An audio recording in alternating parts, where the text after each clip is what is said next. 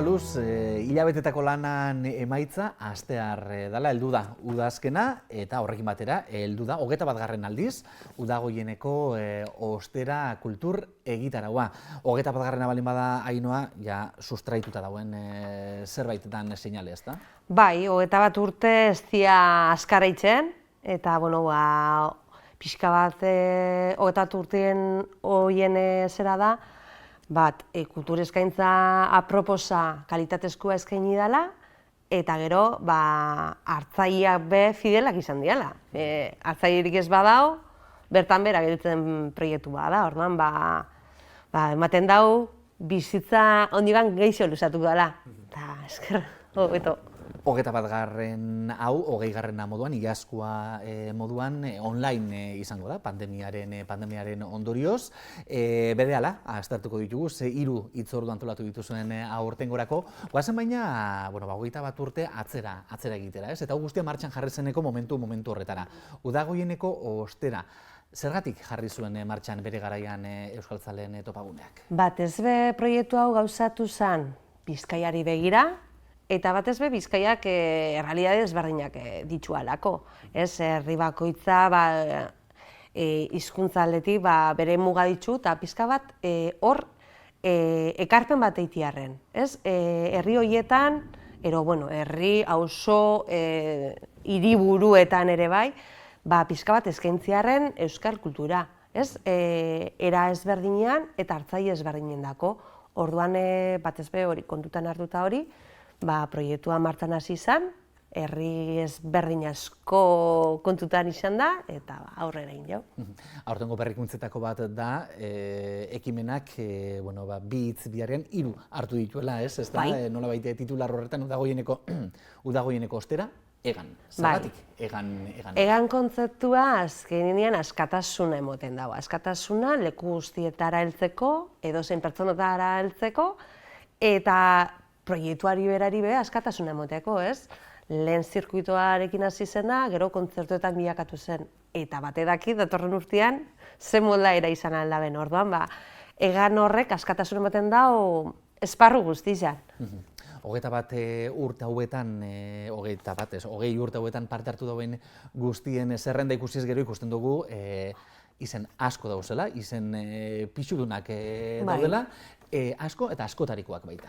Bai, mitikoak izango genuke, pixka bat, Euskal Herriko kulturari rotutako parte hartzailea Ruper Ordorika bat, Gari, gero Benito Lertzundi bat, baina gero horrekin batera, nahaztu izan da, bertso sound system bat, antzerki ezberdin bat, apurtzeko pixka bat, eta aniztasuna emoteko proiektu bari, ez? Bata pixka lerrokatuta ohituran pixka bat, betiko kontsumoan, eta beste bat, zeharkako beste gauza batzuk, ohikoa, baina berritasunekin. Eta aurten beste ezaugarrietako bat da, nolabait ere, memoria historikoari, keinu bat egin nahi izan diozuela. Bai, oso garrantzitsua den gai bada, Euskal Herriei dagokionez, eta horri lotuta, azkenean ez gelditzia, esango neuke, mai azpi batean, gogoratzea, transmititzeko gertaera dira. Eta kultura, gure bizitzaren parte dien heinean, hori kulturarekin bat egin dugu, musika gehituz memoriara, iruditegi batekin, gertaeren zera batzukin, orduan hori, oso garrantzitsua den gai bat da Euskal Herrian. Beraz, hortxe ez da, beste ardatzetako bat Udagoieneko ostera eganena, euskara bat eta memoria historikoa beste bat. 3 hitzordu aurtengo edizio honetan, berrez ere online izango den edizioa gainera. Iazkoako erantzun hona izan zuen eta horregatik errepikatu duzue? Bai, iaz kriston arrakazta eban, ze baldintzak be zianak, pandemia baten gebazen, eta kontzerturik ez zeuan. Kontzerturik ero kulturak kriston etenaldia baino birmolak eta bat auki eban, eskeinu behar genduan. Jendeak kultura bia dago, eta kultura jendeak bai. Eta orduan, online formatuan gauzatu da urten bai, Ze hasi ginenian proiektua lantzen aurtengo zerarako, niokan ere kristone murrizkateak zeuazen kalien. Orduan berriro be, online egiteko formatua gauzatu dugu, bebai kalitate bat bermatzera, eta kontzertuak izan dira pertsona gabe. Bai kalean egin dugu kontzertuak, Barakaldon, Ondarrun eta Otxandixon, eta hori jende gabe. Izan dugu, modu batean batzuk lantaldean gauzenok, disfrutatzeko, kontzertu bat, modu esklusiboan, ez da? Esklusiboa, bai.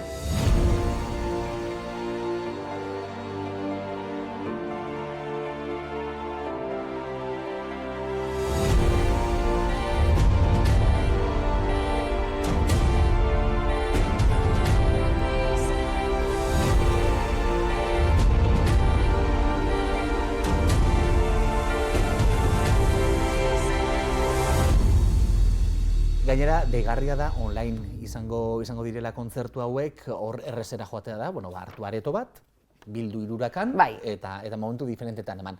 Zuek hori bai zaindu nahi izan duzu, ez da? Hiru herri aukeratu dituzue, Barakaldo, Otxandio eta Ondarroa.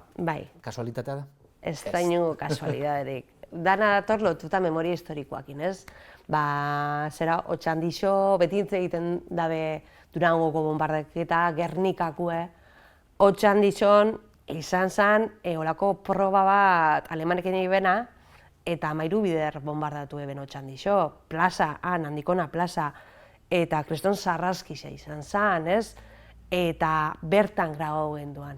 Ez dakizu, oroimenez handaude izen pilo bat, ez?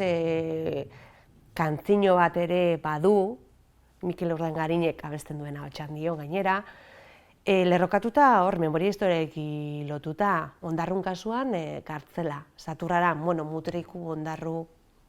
Hortxe.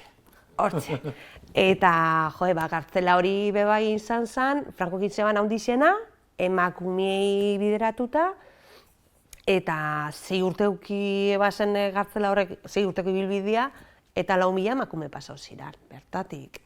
Eta, emakumeen irakurketa bat egiten, feminismotik, esan leike, emakume gerra, eraso pikoitza izan zela, ez? Garai hartan. Eta gero, Barakaldo hori lerrokatuz, 10 bider bombardeatu da izan zen. Orduan, kontutan izan behar dugu, hori, beti agertzen diala, igual, herri berdinak, ez? Eta badauzela beste, ez dakiz, pila bat herri, jasan da benak bortizkeria hori, eta, behintzat, plazaratzia, lotzea musikia eta historia, jendeari zabaltzeko.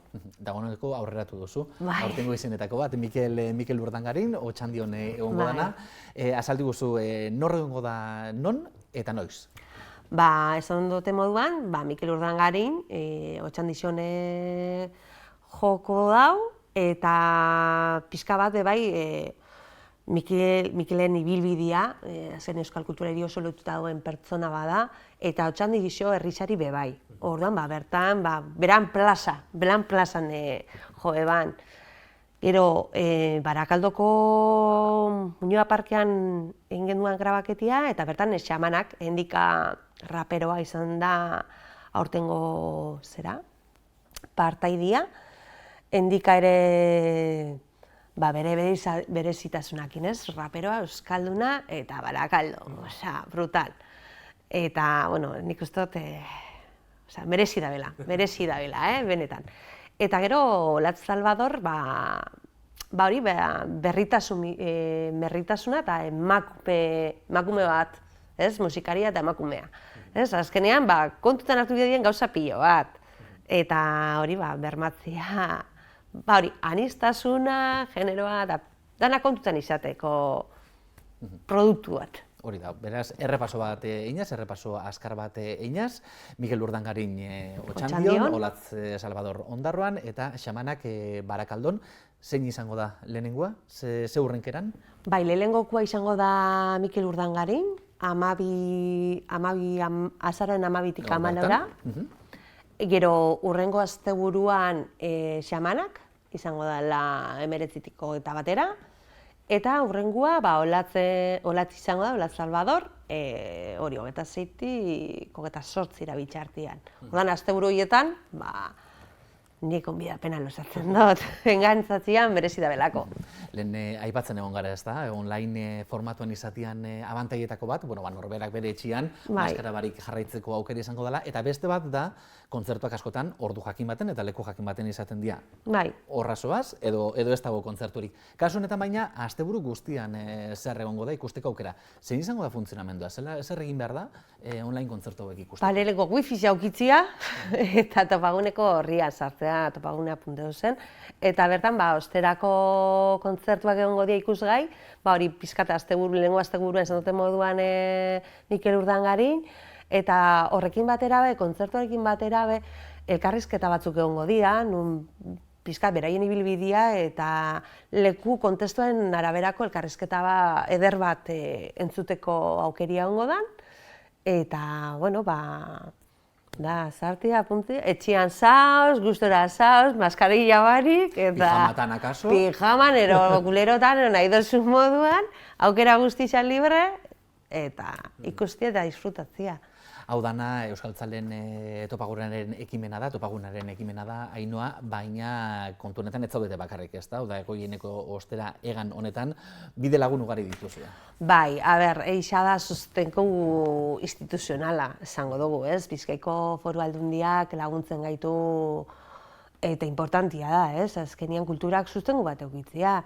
Eta horrei esker, olako proiektuak aurrera gauzatzeko bidea emoten dabe. Eta aipatu be bai, horre txinurrinana egiten duten teknikariak. Beste geldituta egon diren teknikari, soinu, argiztapen, makinaria hori, kultur makinaria hori kontutan hartzeko, bide lagun direlako ere bai. Hemen dagoela, Udagoieneko ostera egan ekimena, batez ere Bizkaitarrei zuzendutakoa, baina beste kanpoan uzten ez dituena, ez da? Azkenian Bizkaita danondako zera bada, kultur eskaintza bada. Nahi duenak hori izango dao, klikatu eta ikusi eta disfrutau. Diasporakoak euskalduna be bada oso munduan zehar pilo bat, eta are be bai, aukeria dake emoteko, orduan Bizkaia referentzia mundua zuen. Ainhoa Luz, eskerrik asko. Zuri, egotarren, eta Udagoieneko ostera eganek bideo oparo izan dezala. Klik asko izan ditzala. Oso, mi esker, zuei.